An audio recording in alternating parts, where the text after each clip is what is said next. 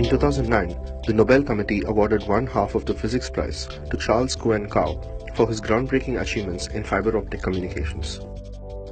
Back in 1966, Kao had been instrumental in proving that light could be transmitted over hundreds of kilometers using the purest optical glass fibers, laying the groundwork for high-speed internet that now allows millions of texts, images and video to be sent around the world in a flash.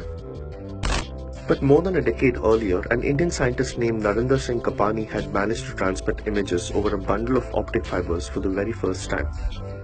Born in 1927 to a Sikh family in Punjab, Kapany studied in Agra University and worked in the industrial wing of the Indian Armed Forces. When I first started my work in technology, which was in India in an ordnance factory, learning how to design and manufacture optical instruments, learned that in India, then came to Imperial College in London, primarily to learn about technology at the next level. And a year or two later, I was supposed to go back to India and start my own company. But he received a scholarship from the Royal Society to conduct research in fiber optics, a term that he coined in an article for the Scientific American. I worked for about a year and a half on trying to make glass fibers and align them in a way so we can show that they can transmit light and images together. Recognizing his breakthrough work, his professor, Harold Hopkins, pushed him to do a PhD in optics, much to Kapany's surprise.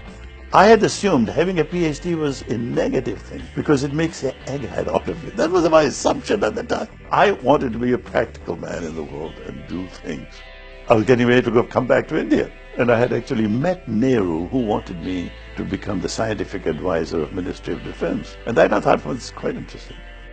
But soon after, while presenting the very first publication on fiber optics in a scientific conference in Italy in 1956, Kapany met an American professor who convinced him to move to the US.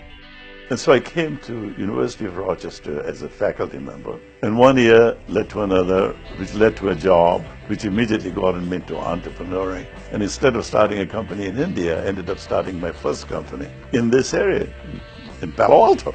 And started in 1960 and took it public in 1967.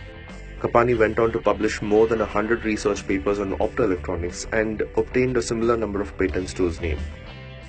So, when the Nobel Committee omitted his name and included only Charles Kao, many scientists were surprised, especially since the committee had acknowledged Kapany's groundwork in a detailed publication about the 2009 Physics Prize.